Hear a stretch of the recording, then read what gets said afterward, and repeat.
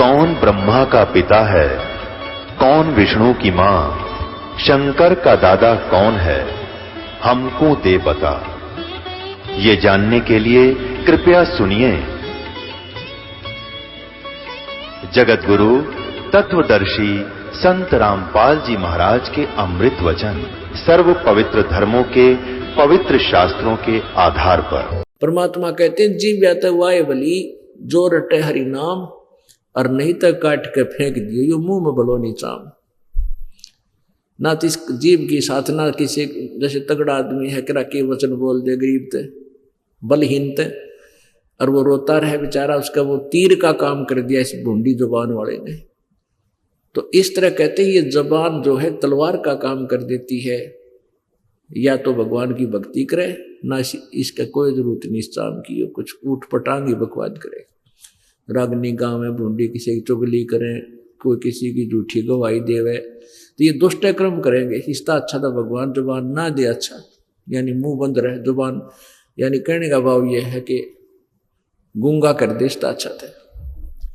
या फिर भगवान की भक्ति ही करे जिसके मालिक ने ठीक ठाक अंग दिए। उसने कहा कि हमारे घर गुरुजी आते हैं और उन्होंने ये अमृत ज्ञान में छका दिया, हम तो गदगद हो जाते हैं, रोते हैं जब परमात्मा कथा सुनाते हैं, आंखों से आंसू आते हैं। मंदोदरी ने कहा कि इब के तेरे गुरुजी आवे तब मुझे बताना, मैं उनके दर्शन करूंगी। अब परमात्मा तो कहते हैं आप आरती आप सजे आप किंगर आप बाजे आप ताल जहां जनकारा आप नचे आप देखनारा, कह कबीर ऐसी आरती गाऊं आप मध्य आप समान। वो सारा खेल वही कर रहे थे, अपनी प्यारी आत्मा को मंदोदरी को निकालना था, विभीषण को निकालना था, चंद्र विजय के परिवार को निकालना था। तो मंदोदरी में पालक ने प्रेरणा की कि बहन तुम्हारे घर पे गुरुजी आवे तो मुझे बुलाना, अवश्य मुझे बताना। अगर ठीक है जी आते ही बताऊंगी जो आपका आदेश हो। पहले तो उसने कहा कि तेरे गुरुजी आओ तो यहां बुला के लाना। तो उस कर्मवती ने कहा महारानी मैं आपकी दासी बांदी नौकरानी, जो आज्ञा आपकी होगी आपका संदेशा गुरुदेव को बता दूंगी, लेकिन परमात्मा के विषय में संतों के विषय में मुझे जो ज्ञान है वो आपको जरूर बताना चाहूंगी। कहते हैं साधु संतों को बाई ऑर्डर नहीं बुलाना चाहिए, उनके दरबार में खुद जाकर नतमस्तक होना चाहिए, चाहे वो किसी कुटिया में बैठे हों, चाहे वृक्ष पे बैठ के नीचे बैठे हों। यदि मैं आपका आदेश दे दूंगी और मेरी प्रार्थना रो रा के मैंने मनाने पड़ेंगे कि नहीं तो मेरी रानी मुझे नौकरी से निकाल देगी, और वो आ भी गए तेरे पास और तुझे आशीर्वाद नहीं देंगे तो यूजलेस होगा, आना ना आना संत का कोई फायदा नहीं होगा। और आप वहां जाओगे संत को ये पता चलेगा कि रानी है महारानी है तेरे द्वार पाई है, तो और ज्यादा खुश होंगे, तेरे नंबर गणे पड़ेंगे, परमात्मा तुझे और आशीर्वाद अच्छा देगा। तो मंदोदरी ने कहा बहन फिर मत बुलाना, जब तेरे गुरुजी आ जाए तो मुझे याद दिलाना, मैं खुद जाऊंगी दर्शन करूंगी। परमात्मा पहुंचे, कर्मवती ने जाते संदेशा दे दिया, नंगे पैरों चल पड़ी वो पुण्यात्मा, सौसल छिदर मैं करूं अपने जन के काज। नंगे पैरों चल पड़ी वो पुण्यात्मा, जाते ही चरणों में शीश रख दिया। तो मालिक को तो पता था मेरी हंस है ये बेटी, कहा बेटा बैठ जा सत्संग सुन, विचार सुनाए, सारी कथा सुनाई। कहते हैं एक के चोट से दारिया जिन मिलन दाचा, जो परमात्मा की पुण्य आत्मा जिन्हें भगवान चाहिए वो गड़ी बकवाद ना करा करते, अग्रम अग्रम नहीं होती उनमें। तो एक के सत्संग में तुरंत समझ गई और कहा भगवान अपनी बेटी को भी उपदेश दो, दया करो मेरे दाता। तो परमात्मा ने उसको नाम दिया, सारी कथा से परिचित करवाया, बड़ी खुशी हुई। फिर मंदोदरी और कर्मवती दोनों बैठकर कई घंटे मालिक की चर्चा करते। एक दिन विभीषण जो रावण का भाई था छोटा, विभीषण ने चर्चा सुन ली उन दोनों की, वो बैठ गया उनके पास आके। तो मंदोदरी से कहा कि क्या आपने उपदेश ले लिया? कहा मैंने गुरुजी गुरु बना लिए, और जब मेरे भाई ने पता लग गया तो मैं गड़ेगा, मंदोदरी बोली कुछ भी हो तो मेरा बात समझ में आएगी, बाकी ऐसी बात नहीं है, वो इतना मुझे नहीं कुछ कहता, मैं अपनी क्रिया करती हूँ, मैंने बता रखा उसका। अच्छा, विभीषण ने कहा कि फिर मुझे पीछे क्यों छोड़ दिया, मुझे भी ले चलो, मुझे भी नाम दिलाना था आपने। तो मंदोदरी बोली मन ने सोचा तू रावण का भाई है कि ब्रह्मांड ने ना माने, इसलिए मैंने तेरे आगे जिक्र करना उचित नहीं समझा। अरे आज आपकी प्रेरणा है तो आपके गुरुजी आएंगे, मैं तुझे जरूर ले चलूंगी। ऐसा ही हुआ, कहने का भाव है विभीषण ने भी उपदेश ले लिया। उसी दौरान इस रावण के कर्म फूटे, दुर्भाग्य इसका उदय हुआ, इसने सीता जी का अपहरण कर लिया और अपने 9 लखे बाग में रोक दिया। अब जब परमात्मा आए कबीर जी, वैसे तो मंदोदरी पहले भी दुखी हो गई थी, वह दूसरी औरत को ले आया, ये उससे भी वो बहुत दुखी थी, एक शुभ थी, लेकिन रावण सुना नहीं था कभी भी। तो मंदोदरी ने अपने गुरुजी से कहा, गुरुदेव मेरे पति एक किसी औरत को उठा लाए हैं और मेरी समस्या घड़ी बढ़ गई, मुझे बहुत दुख हो रहा है, मेरी आत्मा रोती रहती है, इसका समाधान करो मेरे प्रभु। परमात्मा बोले बेटी ये ऐसी वैसी औरत नहीं है, ये समझो लक्ष्मी है, और जिसको ये एक जंगल में घूमने वाला व्यक्ति समझता है राम, ये विष्णु अवतार है। और बेटी अपने पति ने कह दे इसको सकुशल वापस दे आवे और अपनी गलती की अक्षमा याचना करे, नहीं तो बेटी इसका कुल नाश होगा। अब मंदोदरी ने रावण को बहुत समझाया कि आप इसको वापस दे दो, और ऐसे ऐसे मेरे गुरुजी बता रहे हैं कि ये भगवान विष्णु का अवतार है, और जिसको तो सीता समझते हो ये लक्ष्मी अवतार है। रावण कहने लगा तू किसने बकायदी मूर्ख है, वो क्या करेंगे, मेरे दो जंगल में घूमनी है, शिकारी शिकार करते फिर 2 भाई, मेरे पास इतनी सेना है, मेरे इतने पुत्र हैं, मेरे इतने ऐसे ऐसे रिश्तेदार हैं, इतनी सेना है मेरे पास, वो क्या बिगाड़ेंगे, मैं नहीं दूंगा बिल्कुल भी। कहने का भाव है कि जब मंदोदरी ने सारा कुछ कह लिया, रावण नहीं माना, अपने गुरुदेव से प्रार्थना की, गुरुदेव एक बार आप कृपा कर दो, मेरे पति को समझा दो। परमात्मा बोले बेटी ये राज का नशा ऐसा बुरा होता है, प्राणी अपना नाश करा सकता है पर ये मान्या ना करता। मंदोदरी ने कहा गुरुदेव एक बार आप कहो मान जाए तो ये वापस करते हैं, मेरा सुहाग उजड़ जाएगा, आप दया करो मेरे मालिक। और यदि ये नहीं मानेगा गुरुदेव तो मुझे विधवा होने में दुख नहीं होगा, अगर ये ना मानना मर भी जाएगा तो मुझे कोई दुख नहीं होगा, यदि आप एक बार समझा दोगे। मुझे आशा है कि आपकी बात को मानने साधु संतों का आदर करता है। परमात्मा बोले बेटी ये नकलियां की आदर करे, असली के लिए उल्टा निकम्मा आदमी कर्महीन इंसान असली संतों से तो द्वेष कराया करे, नकलियां के चरण छूता इंडिया करे। कहने का भाव यह है कि परमात्मा ने अपनी उस बेटी की जो समस्या का समाधान करने के लिए स्वीकृति दे दी कि बेटी जाऊंगा कभी मौका सा लाके। एक दिन रावण जो है अपनी एक गुप्त मीटिंग कर रहा था और परमात्मा मुनिंद्र रूप में परमेश्वर कबीर जी आए हुए थे ऋषि रूप में, तो वहां उनके द्वार के सामने खड़े हो गए। द्वारपाल से कहा कि भाई मुझे रावण से मिलना है, राजा से, मुझे अंदर जाने दो। द्वारपाल कहने लगे कि इस समय गुप्त मीटिंग चल रही है और अंदर का संदेशा बाहर आ सकता है, बाहर से अंदर नहीं जा सकता कोई व्यक्ति। परमात्मा बोले भाई मुझे जरूरी काम है, एक बार तू जाकर संदेशा दिया। अगर नहीं रिसीवर मैं आपका आदर करता हूं, लेकिन मैं अंदर चला गया मेरी गर्दन काट देगा, इतना क्रोधी राजा है। तो परमात्मा वहां से अंतर ध्यान हुए कबीर जी, और रावण बैठा कम से कम 20 फुट ऊंची सिंहासन पर, और बहुत बड़े हॉल में उसकी मीटिंग चल रही थी। परमात्मा सामने से खाली जैसे रास्ता ये है से आ रहे थे।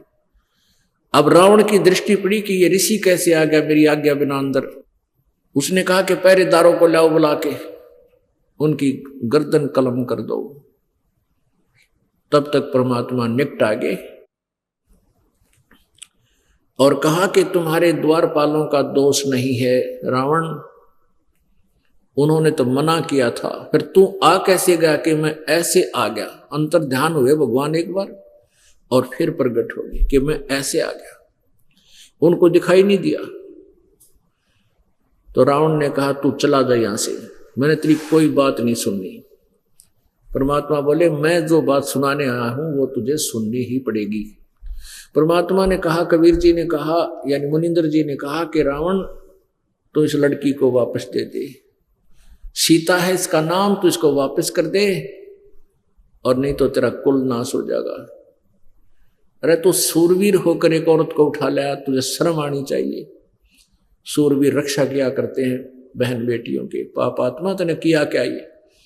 तो रावण ने बोला मुझे तेरी शिक्षा की आवश्यकता नहीं है, निकल जा यहां से कमबख्त। और तलवार निकाल ली, सिंहासन से नीचे कूद गया, न्यू का न्यू जंप मारा सटेज थे और गुस्से में आकर के 70 बार तलवार के अटैक किए मालिक पर।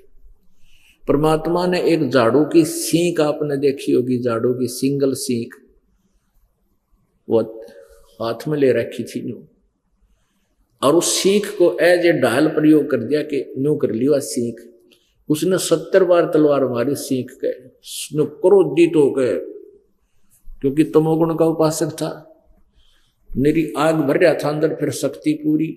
100 जोटियां का मांस एक बार खा जाता था यो रावण एक बार, और 100 मटके दारू पिया करता ब्राह्मण को आवे। तो परमात्मा कहते हैं ये ऐसे कुबद्दी थे, इतनी शक्तिशाली भी था। तो सीख का निशान भी नहीं हुआ और पसीने आ गए सूरवीर गए, और दुष्ट आत्मा के फिर भी न जची रही के खड़ा तेरे सामने नालायक।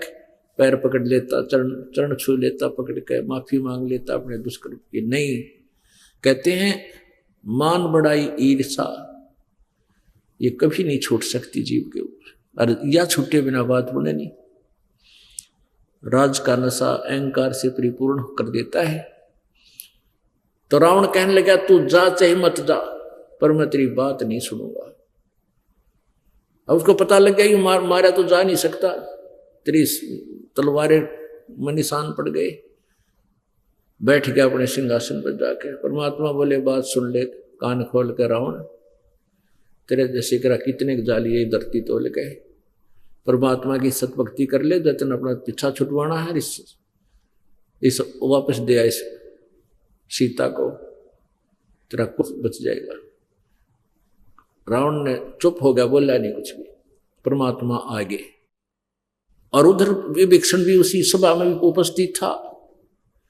तो परमात्मा ने, कबीर जी ने, मुनिंदर जी ने जाके कहा कि बेटी मैंने जो कहना था कह दिया, पर वो नहीं मान सकता, एक नहीं सुनी, मेरे से विवाद कर लिया। मंदोदरी बोली पिताजी ए परमेश्वर, अब मुझे संतोष होगा, यू कद्दे मर जाइयो, यू मानो चाहे मत मानो, ठीक हो गया मालिक, आपने मेरी अर्ज सुन ली। श्याम ने भी विभीषण आया तो उसने कहा कि आज तो गुरुजी मार दिए होते भाई ने, और ऐसे चमत्कार करे, एक सीख ले रहे थे गुरुजी और इसने 70 बार किया, इसका पसीने आ गए, छक्के छूट गए इसके, लेकिन मान्या फिर भी नहीं, और टस से मसवा सीख ना हुई इस तरह। मंदोदरी बोली ठीक है, अपने कर्म भोगेगा, मारा के लेगा, हमने कहना था सो कह दिया। और अपने गुरुजी की वो गुरुदेव की आज्ञा को वो फाइनल समझती थी, और जो कह दी वचन वो फाइनल समझती थी कि जो कह दिया ये होगा ही होगा। अब तो अब मंदोदरी फिर भी, क्योंकि ममता बहुत बुरी होती है, पति पत्नी का नाता एक विशेष होता है, उसने फिर भी कहा कि रावण मान जाए मेरी बात को। तो उस संत ने, आपने कैसे कैसे उनके साथ बदव्यवहार किया, कितनी आपने तलवारें मारी और सीख को निशान भी नहीं हुआ। तो रावण ने भी स्वीकृति दी कि सचमुच ये पहला करिश्मा मेरे साथ है, मैं तो पत्थर न पाड़ दूं तलवार के साथ, और उसकी सीख का निशान नहीं रहा। मंदोदरी ने कहा अब तो बात को मान लो आप। कि नहीं, इसने क्या पता, मेरे गुरुजी को बड़े विद्वान पुरुष हैं, मेरे को सब पता है, ये सिद्ध पुरुष होगा, बाकी मैं नहीं मानू। उधर से क्या हुआ कि रामचंद्र जी ने अपना पता कराया, अनुमान के माध्यम से पता लग गया भाई सीता ऐसे ऐसे रावण के बाग में। तो पहले तो जो एक सभ्य तरीका होता था वो अपनाया, राजदूत भेजे, अंगद गया, राम नहीं माना, और भी कई राजदूत बनाकर भेजे, भाई किसी तरह ये मान जा, बिना लड़ाई वापस हो जा सीता पर, नहीं माना वो। कहते विनाश काले विपरीता बुद्धि।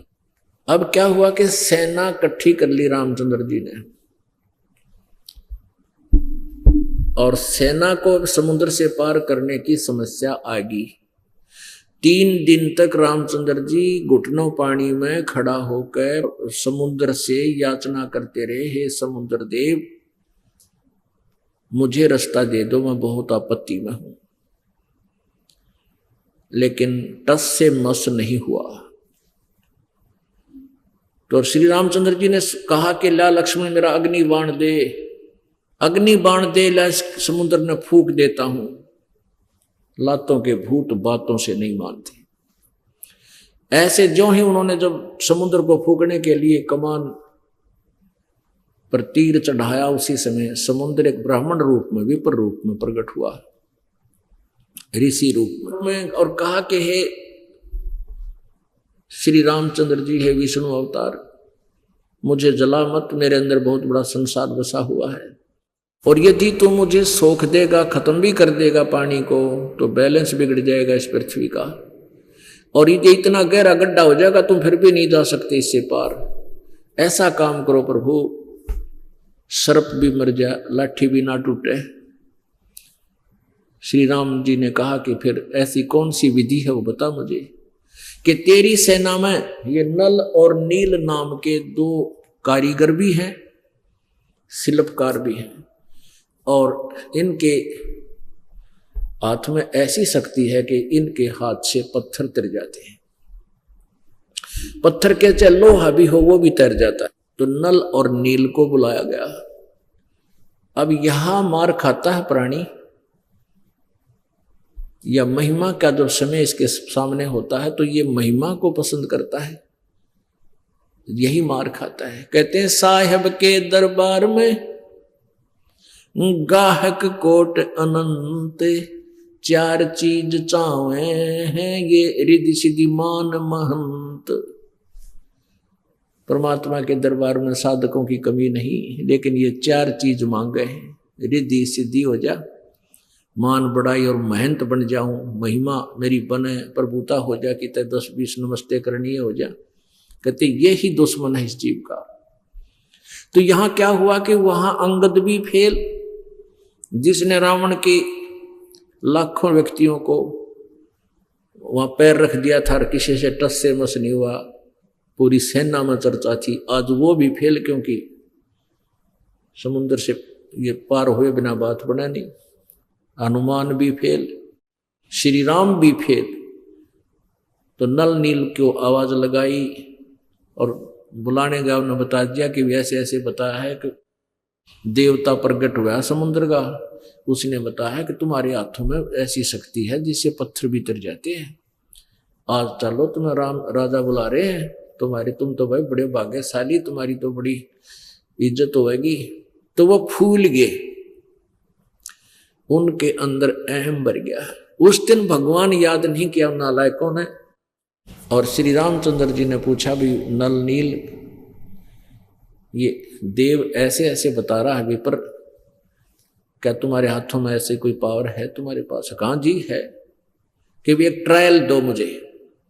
पत्थर उठाया और ऐसे रख दिया, दोनों ने उठा के, और दोनों का डूब गया।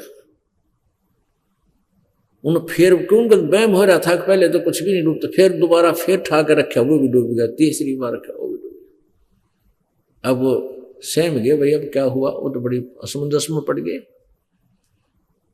तब श्री रामचंद्र जी ने उस विपर रूपधारी समुद्र की तरफ देखा कि देव तो झूठ बोलता है, यानी ये कहना चाहा था कि तू झूठ बोलता है, इनके हाथों में ऐसी कोई पावर नहीं है इसकी पावर। तब विपर रूपधारी समुद्र ने कहा कि नल नील तुमने आज जुल्म किया है, आज तुमने अपना गुरुदेव याद नहीं किया, याद करो अपने परम पिता को। फिर वो भी सहम गए। तब उन्होंने स्तुति की अपने गुरुदेव की। इतने में क्या हुआ कि परमेश्वर कबीर जी मुनिंदर रूप में काफी दूर सामने नजर आए, जैसे पैदल आ रहे हो। नल नील ने देखा कि मेरे गुरुजी आ गए, बस चिंता मत करो, अब तो सब ठीक हो जाएगा, देखो मेरे गुरुजी आ गए, हमारे गुरुजी आ गए। इतने में वो परमात्मा कबीर जी मुनिंदर जी निकट आ गए। नल नील ने चरण लिए, श्री राम लक्ष्मण ने चरण लिए। श्री रामचंद्र जी ने कहा कि ऋषिवर, आज मेरे ऊपर ऐसी आपत्ति आई हुई है और मेरे दुर्भाग्य के कारण आपके शिष्यों में वो शक्ति नहीं रही जिससे इनके हाथों से पत्थर तैर जाते थे। परमात्मा ने कहा अब कभी नहीं रहेगी इनके हाथों में, क्योंकि इन्होंने गलती भारा कर दी, अभिमान हो गया। परमेश्वर कबीर जी की वाणी है कि जैसे माता गर्भ को रख यतन बनाए और ठेस लगे तो छन्न हो तेरी, ऐसे भक्ति जावे। जैसे किसी बहन बेटी को बहुत ही कुछ समय शादी के 2, 4, 10 वर्ष के बाद आस रही हो, भगवान ने कृपा बख्शी हो, गर्भ रहा हो, फिर वो अपने गर्भ को सुरक्षित रखने के लिए कितनी सतर्क रहती है। चलते समय भी न सोचा है भगवान ऊंचे नीचे में पैर ना रखा जा, कहीं गर्भ खराब ना हो जाए। सोते समय भी करवट जब लेती है एकदम चमक जाती है, कहीं मेरे पेट पर दबाव ना आ गया हो, मेरा बच्चा खराब हो जाए। और गर्म वस्तु खाने का भी परहेज करती है। कहने का भाव यह है कि परमात्मा कहते हैं जैसे माता गर्भ को रख यतन बनाए और ठेस लगे तो अक्षीण हो जा, छन्न हो जा, नष्ट हो जाए, तेरी ऐसे भक्ति जावे। तो आप जी के अंदर भक्ति परमात्मा के इस वचन से प्रारंभ हुई है और तुमने जरा सी मर्यादा भंग कर दी तो आपका यह भक्ति रूपी गर्भ नष्ट हो जाएगा, आपकी भक्ति नष्ट हो जाएगी। तो जैसे माता गर्भ को रखा यतन बनाए, ऐसे आपने इस अपनी भक्ति रूपी धन को सुरक्षित रखना है ताकि ये मोक्ष रूपी बालक आपको प्राप्त हो सके। तब श्री रामचंद्र जी ने मुनिंदर जी के चरण पकड़ लिए। परमात्मा ऋषि रूप में थे, ब्राह्मण रूप में,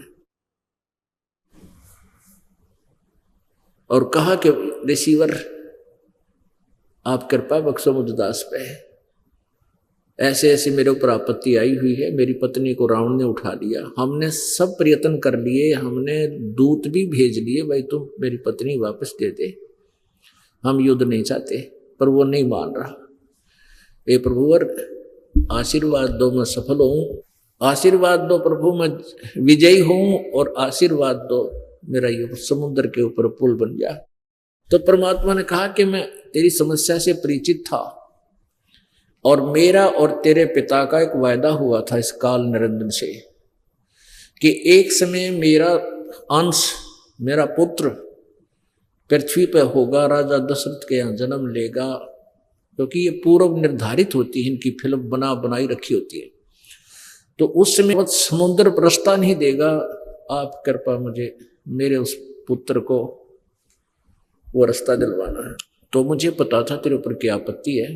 मैंने आते आते, ये बहुत बड़ा पहाड़ था वहां, एक लंबा चौड़ा, कहते इस पहाड़ के चारों तरफ से एक डंडी से जो सोटी ले रखी थी परमात्मा ने डोगा, इससे चारों तरफ मैंने एक रेखा खींच दी है और इस रेखा के अंदर अंदर के जितने भी पत्थर हैं वो अपने इतने फ्लोटिंग हो गए कि उनको उठाओ और रखो, तराश तरूश के यानी बनाकर ढंग से ये तैरेंगे। अब उसका जच्चा नहीं रामचंद्र जी का हनुमान जी से कहा कि लाइए पहलवान एक पत्थर उठा गए। अब हनुमान जी गए, वहां से एक बड़ा पत्थर लाए उठा के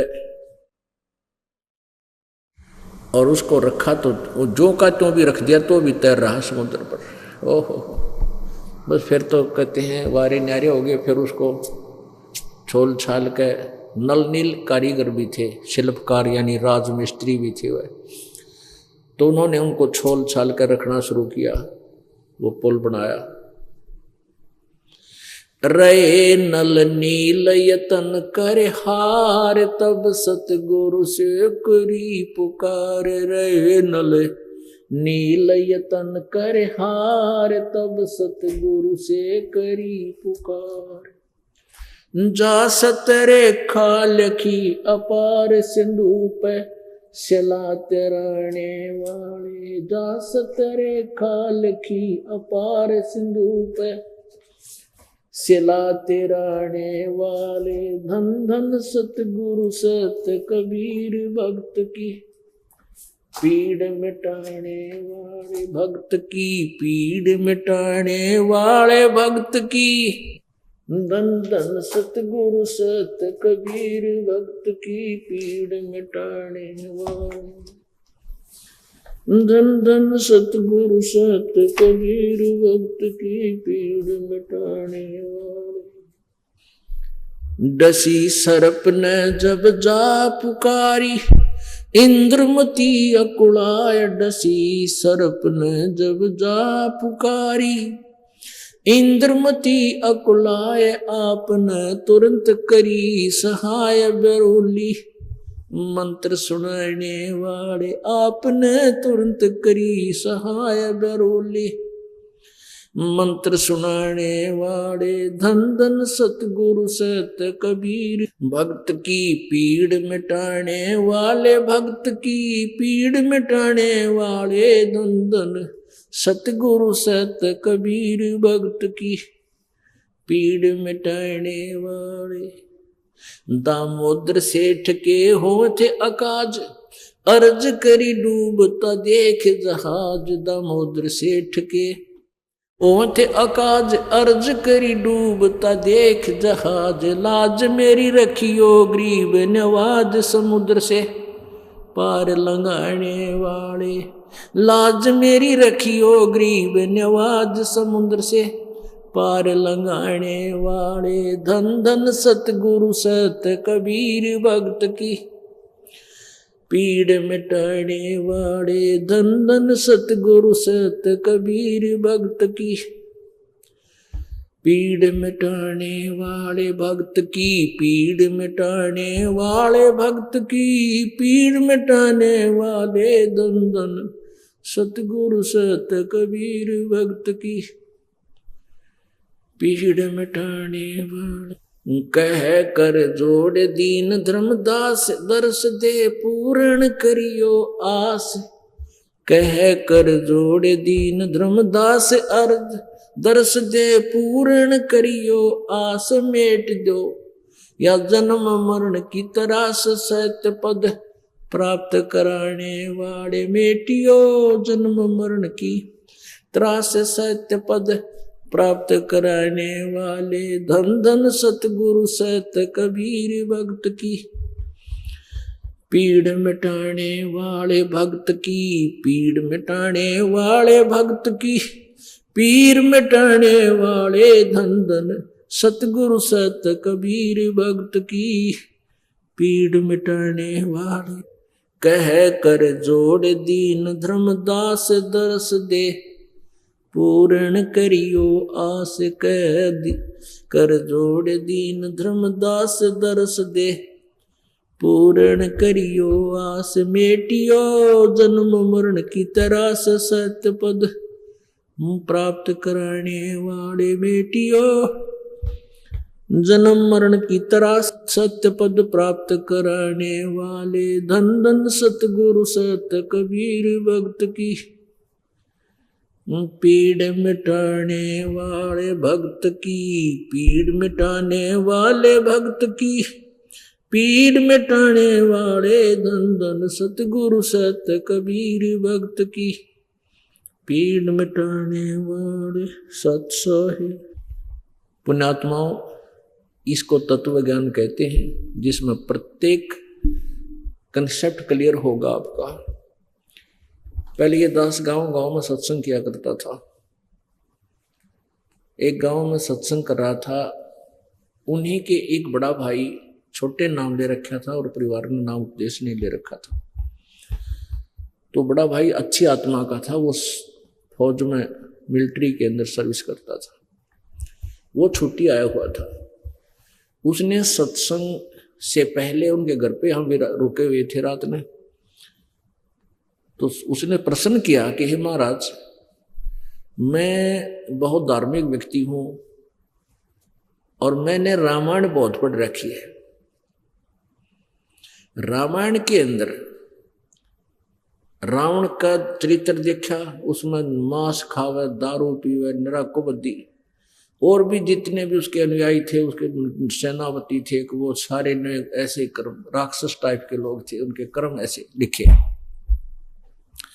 लेकिन मंदोदरी और विभीषण के अंदर भक्ति कहां से आ गई? और मंदोदरी की ने अपने पति रावण को ऐसे तरीके से रामायण में समझा रखा है कि ऋषि लोग भी नहीं समझा सकते। तो मंदोदरी के पास यह बुद्धि कितना आएगी? ये बात मेरे दिमाग में खटक रही है और इस प्रश्न का उत्तर में कहीं नहीं मिला। मैंने बड़े बड़े मंडलेश्वर, क्योंकि जहां हमारी सेना जाती है तो वहां आस पास मेरी एक खास आदत है कि ये पूछा करूं भाई यहाँ कोई संत रहता है, कोई ऋषि रहता है, तो मैं उसके पास जाता हूँ। या आसपास कहीं सत्संग हो रहा हो, कोई ऐसा सम्मेलन हो, वहां जाता हूँ और उन महापुरुषों से मैं ये प्रश्न करता हूँ। लेकिन संतोषजनक उत्तर उनका मेरे को नहीं पता। किसी ने भी ये बात नहीं बता, इसका क्लियर नहीं किया कि भी उन दोनों को ज्ञान कितना है ऐसे बूढ़े राक्षसों की नगरी में। तो दास बोला, भाई इस मर्ज की दवा मेरे पास है और किसी द्वारा नहीं पावा है। फिर इस दास ने सत्संग सुनाया, उसको पूरी कथा सुनाई। वहां सत्संग सुनिए शाम में, अब यही होगा, विषय यही होगा। उसने सत्संग सुना, बहुत प्रभावित हुआ। न बोला जी कति अंधेरा हट गया, कसरा कौन रही, सारी बात समझ में आ गया। तो क्लियर ऐसे हुआ। फिर न कोई तो कहता नलनी ने पत्थर तरा दिए, कोई कहता रामचंद्र ने पुल बांध दिया, उसने आशीर्वाद दे दिया, कोई का हनुमान ने राम का नाम लिख दिया उन पत्थरों पर इसलिए तरीके। ये बकवाद थी सारी। तो क्या बताते हैं, जगत का पेखना पेख्या, धनी का नाम ना लेखा। जगत का यानी उसने न्यू कर दिया, और जो करने वाला उसका जिक्र भी नहीं, उसका नाम ना लेखा, यानी जिसने ये सारा कुछ किया उसका जिक्र भी नहीं, क्योंकि वो परमात्मा है और परमात्मा दूसरों को हानि नहीं पहुंचा सकता। आम के पेड़ पर कांटे नहीं होते, छाया और फल दोनों होते। और भाई ये दूसरे जो अवतार लोग आते हैं, ये इनका उद्देश्य पहले फिक्स कर दिया जाता है कि तेने उसको मारना है, उसको मारना है, उसको मारना है। उनकी मृत्यु उनके हाथ से लिखकर भेज दी जाती है। तो फिर उनकी प्रभुता बन जाए इन काल के एजेंट, काल के जो अवतारों की। एक दुखदायी तत्व है और उसको उसने मार दिया। तो जनता ने रात की सांस ली, उसके गुणगांव वेतन बड़ा पाप काट दिया हमारा। तो ऐसे काल ने जाल फैला रखा है कि उनका ऐसा संयोग बन जाता है और उनको फिर अपने ही पुत्रों का अवतार बना के भेज देता है। दुनिया इनको भगवान मान के इनके चिपकी रहती है। इस प्रकार ये काल का जाल है। अब त्रेता युग में परमात्मा ऐसे है, द्वापर युग में जब आए, एक इंद्रमती नाम की एक रानी थी, इंद्रावती भी उसको कहते हैं, उसे इंद्रमती भी कहते हैं। और उसके पति का नाम चंद्र विजय राजा, चंद्र विजय था, वो राजा था। वो रानी बड़ी धार्मिक थी और उसने अपना कोई गुरु भी बना रखा था। उस गुरुदेव ने उसको राम कर इसका भगवान विष्णु जी के विषय में जानकारी दे रखी थी, शंकर भगवान के बारे में जानकारी दे रखी थी, और जो भी जंतर मंत्र था वो बता रखा था। रोज कराया करती, प्रतिदिन करती थी। अब उस गुरुजी ने ये बता रखा था कि बेटी, जो धर्म करते हैं या तप करते हैं उनसे उनको राज्य प्राप्त होता है।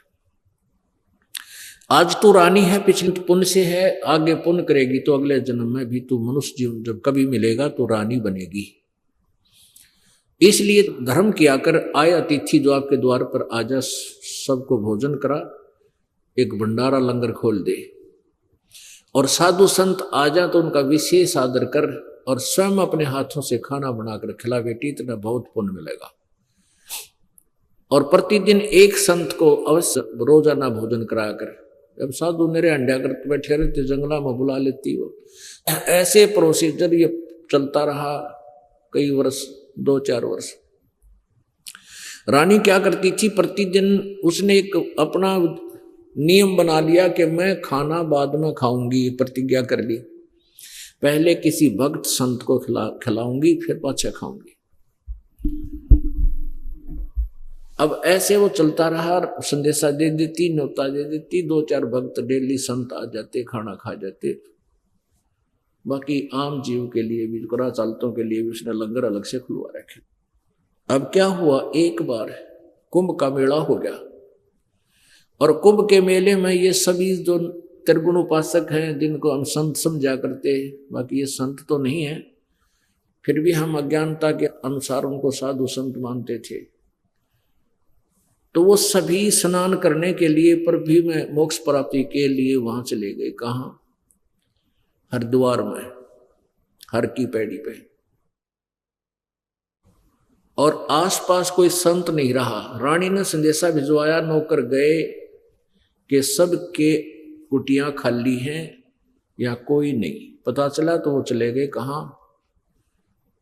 कुंभ स्नान करने के लिए। और मनमाना 15 दिन में आऊंगी, क्योंकि 5-7 दिन तो पैदल जाने में लगे, 5-7 दिन आने में लगे, 1-2 दिन रेस्ट भी करें वहां पर, तो 15-14 दिन में वो 20 दिन में आएंगे।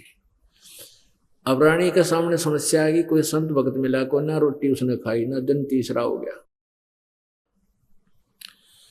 और तीसरे दिन रानी, क्योंकि वो तो नाजुक सी थी, तीसरे दिन तो कति कंडम होगी बिना खाई, और उसने प्रतिज्ञा कर रखी मर जाऊंगी पर रोटी अन्न नहीं खाऊंगी। अब परमात्मा कहते हैं, जैसे वेद भी कहते हैं, ऋग्वेद मंडल नंबर 9 सूक्त नंबर 86 96 के 26-27 मंत्र में, और ऋग्वेद मंडल नंबर 9 के ही सूक्त नंबर 82 मंत्र नंबर 1, 2, 3, ऋग्वेद मंडल नंबर 9 सूक्त नंबर 20 मंत्र नंबर 1 में क्लियर किया हुआ है कि वो परमात्मा अपने सतलोक से चलकर आता है गति करके, और अपनी श्रेष्ठ आत्माओं को मिलता है। किस लिए मिलता है? उनको यथार्थ ज्ञान देने के उद्देश्य से आता है। अपने उस गुण के आधार पर, अपने उसी जो मालिक जैसे लीलाएं करता है, उस लीला आधार पे वो इंद्रमती के पास पहुंच गए। और दूर से, जैसे महल था, महल से थोड़ी दूरी पर परमात्मा ने वहां अपने आप को प्रकट किया। आ रहे हैं, जैसे उनके महल की साथ से ऐसे रास्ता जाता था, सामने महल और महल के साथ से एकदम रास्ता टर्न होता था, तो आने वाला रास्ता ऐसा लगता जैसे महल की तरफ ही आ रहा हो आदमी। रानी ने अपनी नौकरानी से कहा कि नौकरानी आज देख ले, ढूंढ ले, कोई संत दिखाई दे जाता है, एक बार देख ले, ऊपर चढ़ के कोई आसपास दिख जाए तेरे को, नहीं तो आज तेरी रानी संसार में नहीं रहेगी, शाम तक मेरी मृत्यु हो लेगी। अब मेरी हिम्मत नहीं रही।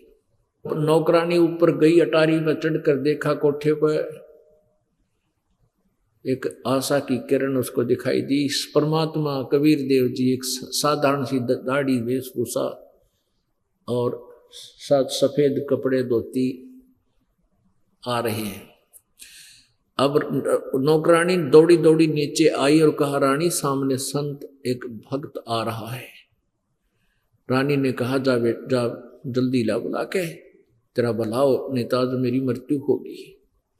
अब वो भागी गई रानी, और नौकरानी ने प्रणाम किया और कहा, महाराज जी आपको हमारी रानी याद कर रही है, आप वहां चलो। परमात्मा ने पूछा, आप कौन हो बेटी? कि मैं नौकरानी हूं, और मेरी रानी ने, हमारी रानी ने ऐसे ऐसे प्रतिज्ञा की हुई थी। 2-3 दिन से कोई संत मिला नहीं, उन्होंने आहार नहीं किया, आप उनकी प्राण रक्षा करो मेरे मालिक। परमात्मा बोले बेटा वह रानी तू नौकरानी, मैं तेरे का इतना चालूं, यदि उसको गरज है तो यहां बैठा हूं, खुद आवा रानी प्रार्थना करे जब चालू। तो नौकरानी दौड़ी दौड़ी गई कि रानी ऐसे ऐसे संत कह रहे हैं। तो इंद्रमती ने कहा बहन मेरा पकड़ मेरा हाथ, सहारा लेकर अपनी नौकरानी का धीरे धीरे मालिक के पास आई और चरणों में शीश रख दिया। कहा कि हे प्रभु मेरी हिम्मत नहीं, आप तो कह रहे थे कि मुझे बुलाने आए तो मैं चलूं, मेरी तो इच्छा करती है अपने अतिथि को, अपने महात्मा को, संत को मैं अपने कंधे बैठाकर घर ले चलूं, अगर मैं इसी योग्य होती थी, मेरी इतनी इच्छा है आपकी सेवा करने की। तो कहते हैं साधु भूखा भाव का और धन का भूखा ना, अर्जय को धन का भूखा वो साधु को जा। तो उसी समय परमात्मा ने बोले चल बेटी मैं यही देखना चाहूं था, तेरे अंदर कुछ श्रद्धा भी है भगवान की या हमें भूखी मरे। आगे रानी ने अपने हाथों रोटी बनाई दुखी सुखी होकर और कहा ले महाराज रोटी खाओ। परमात्मा बोले बेटा मेरा शरीर जो है ये पंच भौतिक नहीं है, मुझे आहार की आवश्यकता नहीं है। रानी बैठ गई माथा पकड़ के, मेरे काम भी नहीं है तू महात्मा, रोटी खाओ तो मेरा कल्याण होगा, नहीं तो मुझे भी कोई लाभ नहीं आपसे। तो कहने लगा बेटा खाना खाऊंगा। कहते समर्थ उसी को कहते हैं। अब आहार किया, वो तो और परीक्षा लेना चाहते थे कि देखो भी आज खावेगी कि बैठी रहेगी। तो कहने लगे ठीक है बेटा ला खाना खाते। परमात्मा ने आहार किया, रानी ने भी आहार किया। तो परमात्मा ने कहा कि बेटा एक बात बता, जो साधना तू कर रही है किसकी पूजा करती है? कि सिर्फ की विष्णु जी की और शंकर भगवान की। ब्रह्मांड पूजन का इन्हें बताई नहीं रखी। तो परमात्मा ने कहा बेटी इनकी पूजा से तुझे क्या मिलेगा? कि स्वर्ग में जाऊंगी। स्वर्ग में कितने दिन रहेगी? तेरा जितना पुण्य होगा इतने दिन तू स्वर्ग रहेगी। उसके बाद कहाँ जाएगी? कि कुतिया बनेगी, गधी बनेगी, 84 लाख योनियों में धक्के खाएगी। और मेरे पास एक ऐसा मंत्र है जो तेरे गुरु जी के पास नहीं है बेटी, तेरा जन्म और मृत्यु से सदा के लिए छुटकारा हो जाएगा। इस बात पर वह रानी चंगरगी ने बोली महाराज जी मेरे गुरु जी के बारे में कुछ नहीं बोल देगा, ये संत ऐसे ही होते हैं, एक दूसरे की जो है ना निंदा करते हैं और अपनी महिमा बनाते हैं, मुझे कति जरूरत नहीं, मुझे अपना गुरुजी शिरोधारी है। अब परमात्मा बोले बेटी बात सुन ले, ठीक है तुम बालक हो, डॉक्टर की दवाई को डॉक्टर बता सके हैं, मरीज को नहीं पता। जो तू साधना कर रही है एक आने की नहीं, यानी 84 लाख योनियों में धक्के खावेगी। और सुन ले, तू नहीं मानना चाहती है, आज से तीसरे दिन तेरी मृत्यु होगी और तेरा सर्प डसेगा और सर्प के डसने से तेरी मृत्यु होगी। तेरा गुरुजी नहीं बचा सकेगा, तू या बुला के बैठा लिए तेरे गुरुजी ने, तू नहीं बच सके, तेरी आयु नहीं आगे। अपने आत्मा जो मरण का टाइम आवा है ना, बात चल है, जब समस्या आवा है, जब तो सब कुछ मान लेता है प्राणी। तो रानी ने सोचा भी साधु संत झूठ नहीं बोला करते पहले, अब तो निरे निकम्मे हो गए, अब तो निरे झूठे संत। पहले साधु संत की वेशभूषा में झूठ नहीं बोला करता, अगर कोई ऐसी गलती कर देता उसको बाइकाट करते थे सभी संत। इसी आधार से जब श्री कृष्ण और अर्जुन गए थे मोरध्वज राजा के द्वार पे साधु रूप बना करके, उन्होंने ये कहा था कि मेरा एक शेर बना लिया लीला से, माया से, और ये कहा था कि हमारा शेर मांस खाएगा, और जो आज हमारे शेर का आहार बनेगा ये मनुष्य का मांस खाएगा। और किसी पल्लेदार न पकड़ जाओ, पल्लेदार का नहीं खाएगा, तुम्हारे परिवार का एक सदस्य का मांस इसको खिलाओगे, और जो इस आहार बनेगा हमारे सिंह का वो सीधा स्वर्ग जाएगा। तो उसमें विश्वास हुआ करता संतों की वाणी का कि संत जो झूठ नहीं बोलते। तो तीनों लड़का माता और पिता में आपस में बात ठनगी, सब ने लालच हो गया। रानी ने सोचा मेरा नंबर आ जाए, मैं स्वर्ग जाऊंगी, ये शरीर तो आज ना कल खत्म होना ही है, लड़का हो गया, जवान हो गया, इसको राजगद्दी दे देंगे और पति और ये दोनों राज कर लेंगे। तो उन्होंने कहने लगी, महाराज ये ऋषि जी, ये साधु संत, मेरा शरीर काट लो और शेर को खिला दो। तो लड़का मोरध्वज राजा कहने लगा, देखो मेरे रहते मेरी पत्नी का आहार हो तो मैं अक्षत्रिय हूं, ये नहीं होने दूंगा, पहले मेरा नंबर आवे। यानी सबका दाव ये था कि साधु जो बोल रहे हैं सच्ची है, जो संत कह रहे हैं ये सत्य है। आज ये शरीर तो जाना है यार, स्वर्ग मिल जाए इसे सस्ते में। तो लड़के ने सोचा, माँ बाप लागे, पिताजी लगा गया दाव, तो पीछे रह गया। कहने लगा, माता पिता मैं तो आप आज तक आपने पाला पोसा हूं, 18 साल की उम्र मेरी, मैंने आपकी सेवा क्या की है, मेरा पितर न्यू का न्यू है, तो मैं चाहता हूं कि मेरा शरीर शेर के काम आ जाए, ताकि मैं अपने माता पिता की जीवन रक्षा करके अपना पुण्य का भागी हो।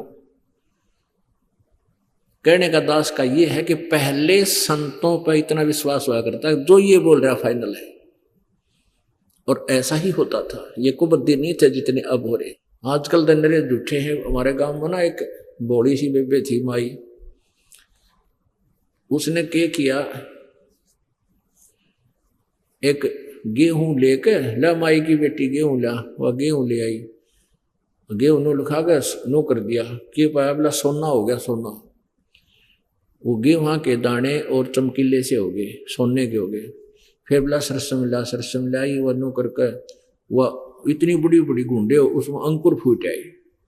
अनु बोला, माई की बेटी तेरे गहने को दुगना कर दूंगा, तेरे जेवरात है ना दुगने बढ़ा दूंगा, हूँ तो ले आला और तेरे पास रख जाऊंगा, 10 दिन पाछे खोल लिए दुगने हुए पाऊंगे। और उसने सारे गहने लाकर उसके पास रख दिए। अब ये रख जाऊंगा, मैं नहीं ले जाऊंगा कुछ भी, मुझे तो तू 2 किलो गेहूं दे देना बस। अब वह ले आई, सारे गहने धर दिए, काट गए। ने बोला आटा ला, वो आटा लेने चलेगी, और वो नकली गहने ले रहा था, असली तो गाल लिए जोड़े में, नकली डाल दिए उसमें। वह आटा लाई, ने बोला गूंद, इसने गूंद दिया आटे के, हाँ वो उस वाले जो असली तो डाल लिए, नकली उसमें डाल के और आटा गूंद के, और एक बर्तन लिया, बर्तन रख दिया, उस पर सील ला दी। ने बोला 10 दिन में खोलिए दुगने हो पाऊंगे। वो लेगा जाता रहा, उसके घर क्या बेरा पट्टिया, पता लग गया। वो खोल के देखा, जब 2 घंटे पाछे वो सारे वो नकली थे, लोहे के पॉलिश कर रखी, सुनारते दिखाया कि तो सारे नकली हैं, उसलिए तो ले गया। तो आजकल के दिशे हो गए। पहले ये था कि संत जो कह देता था वो सच्ची हुआ करती। तो इसी उद्देश्य से रानी डर गई, अगले हुए बात बिगड़ गई। और ये तो ऐसा संत भी कोई ना को लालच लो भी करता हो, तो हमारे घरानते भी नाट्य था। तो सारे विचार ला के वह घबराएगी। तो रानी पैरा में पड़ गई, चरणों में गिरकर रोने लगी, प्रभु मेरी जीवन रक्षा कैसे हो। तेरी जीवन रक्षा होगी बेटी, तुम मेरे से उपदेश ले, और जो साधना मैं बताऊं ऐसे करना, तेरे गुरु जी वाली नहीं करना, पहले वाली। जिस डॉक्टर की दवाई ले उसी की औषधि खानी चाहिए, दूसरे की नहीं। अब कहते हैं ना, मरता के नहीं करता। कहने लगी, जो आप कहोगे मैं ऐसे ही करूंगी। परमात्मा ने कहा कि तीसरे दिन काल आओगा मेरे रूप में, मेरे रूप में काल आएगा, उसको तूने प्रणाम भी नहीं करना है।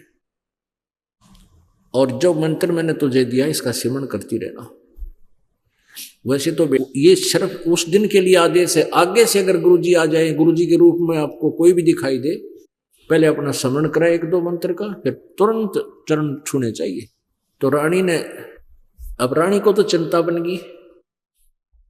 हाँ, फिर कहा कि जब तू वो काल आएगा मेरे रूप में, तो उस समय तू मंत्र का जाप करते रहना 2-3 मिनट। 2-3 मिनट के बाद उसका ओरिजिनल रूप तेरे सामने आ जाएगा बेटा। और यदि मैं हूँगा तो मेरा रूप नहीं बदलेगा, एज इट इज रहूँगा। ये लक्षण बता दिए। अब रानी ने तो चिंता होगी, अब भाई तीसरा दिन काल होगा और मरेगा मारेगा। अब वह मंत्र गणा कर डरती। अब उसने किससे आगे नहीं बताई। वह लेट रही थी सामने अपने बेड पे, लौट रही थी। तीसरा दिन आ गया, आफ्टरनून होगी, दोपहर का बाद हो गया, न्यू रिचले इब्तावे आया पड़ा है, इब्ती नहीं आया, इब्तावेगा आज। तो मंत्र अपना माला जाप करे, मंत्र करने लग रही। इतने में आवाज लगाई काल ने। ये द्वापर युग की बातें हैं। द्वापर युग में तो करुणामय नाम से परमात्मा कबीर जी उसमें प्रकट थे। तो उस करुणामय नाम अर्थात कबीर जी के रूप में, करुणामय रूप में काल ने आके आवाज लगाई कि इंद्रमती, ए इंद्रमती। आवाज आने की, काल आ गया और चौकस हो गया, बैठ गिर मंत्र शुरू कर दिया। मंत्र करती रही, सामने देखती रही, प्रणाम नहीं किया उसको। काल कहता है तू बड़ी भगतनी, नमस्कार भी नहीं करती गुरु जी को। वह तो डर गई, उसकी तांख सी ठहर गई, कसाई आ गई। तो उसने सुमन शुरू जारी रखा। तो 2 मिनट के बाद देखा उसका चेहरा ओरिजिनल हो गया। ओछा माथा, काला चेहरा और छोटा सा माथा, इतना 2 उंगल भी नहीं, और लंबे दांत, विकराल शरीर। जो काल ने देखा कि हो इसके पास तो कोई शक्तिशाली मंत्र है और तेरा स्वरूप बदल दिया। कहने लगा अब तो बच गई, इतना फिर देखूंगा। यहाँ काल के लोग की ये डायलॉग फाइनल होया करे। लड़की वो चला गया काल तक। अब रानी ने खुशी मनाई, ओहो।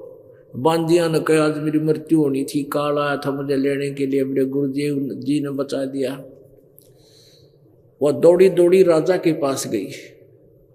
राजा से भी कहती है कि आज मेरी मृत्यु होनी थी, मेरे मैंने नया गुरुजी बनाया, उसने मेरी रक्षा कर दी, आज मैं बच गई, काल आया था लेने।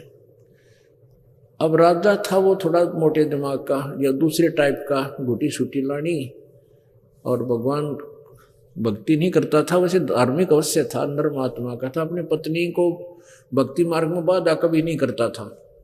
वो फिर भी अपने हिसाब से वो क्या कहता है कि तू क्यों ड्रामा कर रही है बौड़ी, काल आ जाता और छोड़ जाता तूने। बोला नहीं, मेरे गुरुजी ने साची बताई थी, उस दिन कह दिया था। बोला इन्हें बुकाया कर, पैसे ठनिए। बोला जा तू ड्रामा ना कर, निकल यहाँ से। यानी उसको तो वो तो ढंग से बात नहीं की, पर वो ना करो पर जिसका लग गया वो जाने। वो तो इतनी फुल्ली नहीं समावे भगवान ने। ओहो बड़ी दया करी मेरे दाता, सचमुच आज तो मेरी मौत थी। करते करते वह बेड पे लेट गई। लेटते नींद आएगी, क्यों सुख में नींद आया करे। निद्रा में वह लौट आँखा मीची हो रही थी। इतने में काल सर्प बन के आ गया। सर्प बन के आ गया और रानी को डस लिया पैर में।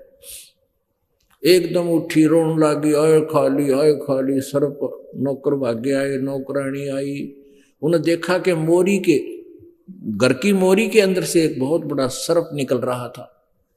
नौकर इतने किले में बाहर आए, इतने तो बहुत टाइम हो लिया, इतने वो छुप गया।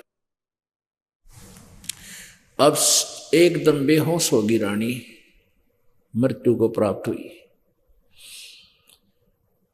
अब परमात्मा उसी समय प्रकट हो गए, यानी वो ये पुकार के अचेत हो गई, हे परमात्मा, हे गुरु जी मेरी रक्षा करो, मैं मार दी काल में, भूल बन गई मेरे पे, मुझे मेरा मंत्र याद नहीं रहा। परमात्मा वहां प्रकट हो गए।